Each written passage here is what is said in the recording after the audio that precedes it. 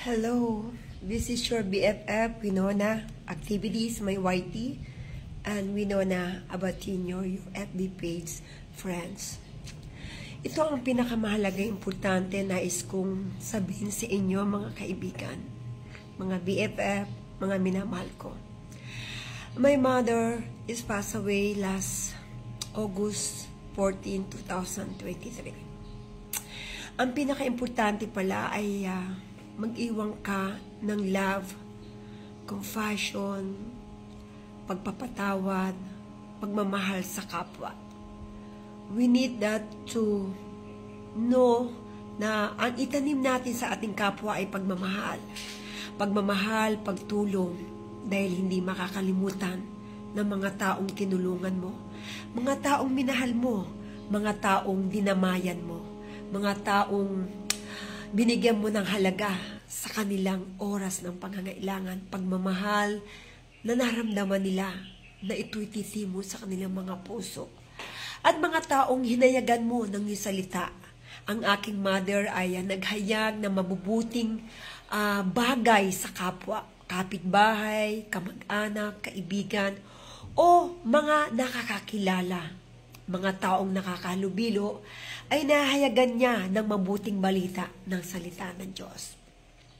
At ang ikalawang importante ay yung huwag tayong mahiyang magpakuha ng picture o magpictorial sa any occasion ay magpa-picture tayo. Makihalubilo tayo sa ating mga kamag-anak, sa ating mga kapatid, sa ating mga magulang o sa ating mga kaibigan o mga ating mga kamanggagawa sa gawain ni Lord. O mga kaibigan o nami-meet na ating any occasion, napaka-importante ng larawan.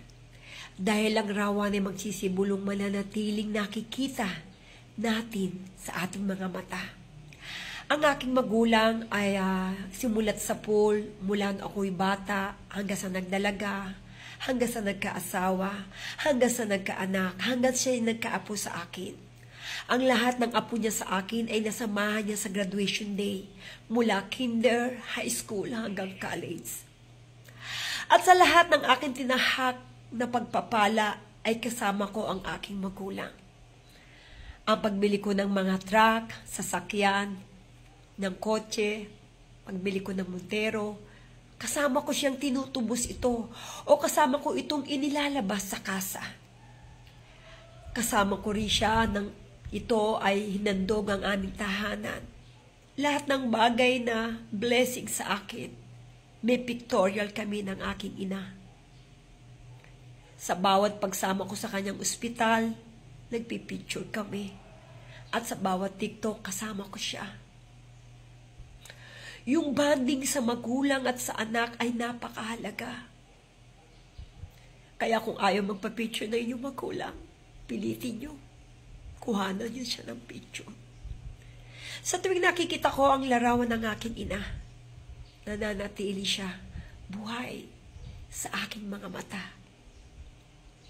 Bagamat hindi ko na siya maaakap, bagamat hindi ko na siya mahalikan, o masasabing, Inay, mahal kita. Inay, kumain ka na ba? Inay, gusto mo sumama? Maglibot tayo. Inay, gusto mong kumain sa labas? Kumain tayo.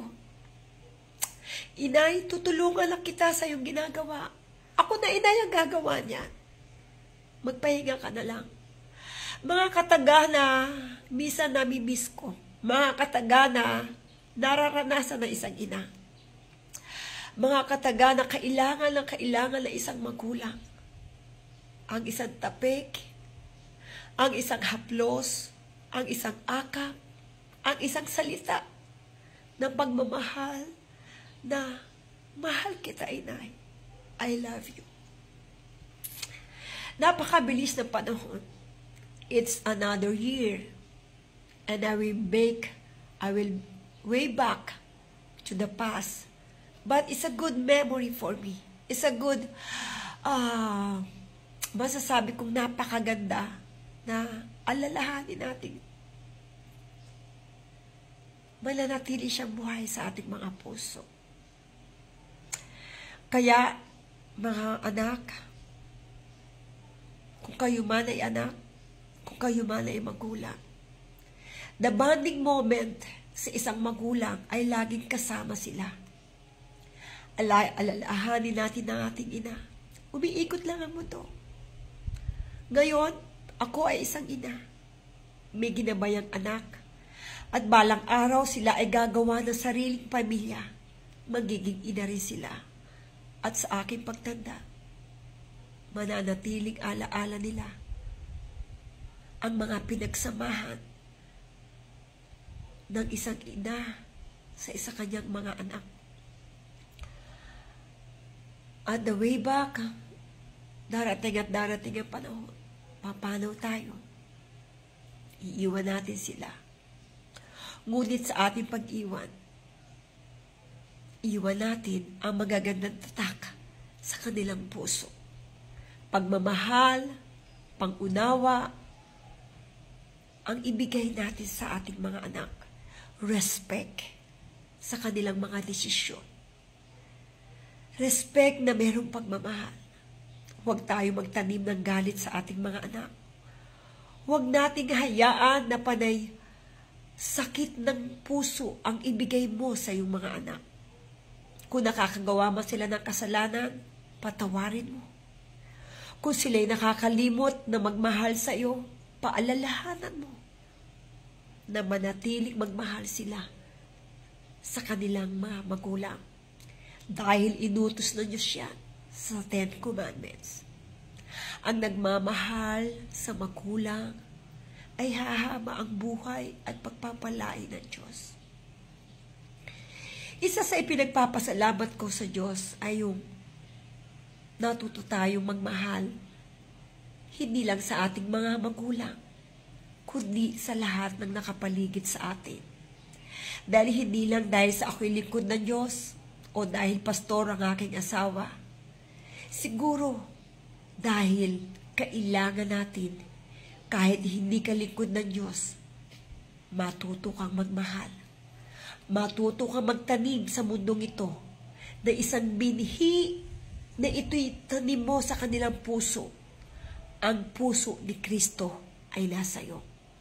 Pagpapatawad, pangunawa, pagmamahal, gaano man kalaki ng kasalanan ng kapwa mo. Gaano man kalaki ito.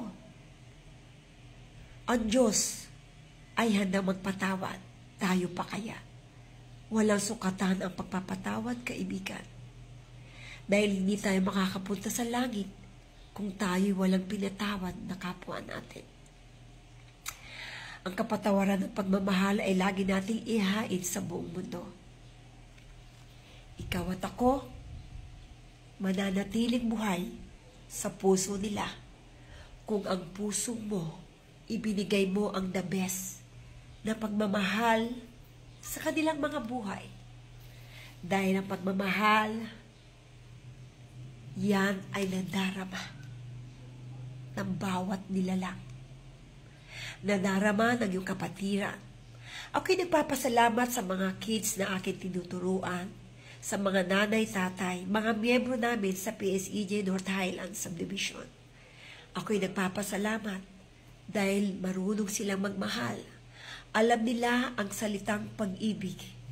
Pag-ibig sa kapitbahay, pag-ibig sa mga tao, pag-ibig sa mga taong ayaw umibig sa kapwa niya.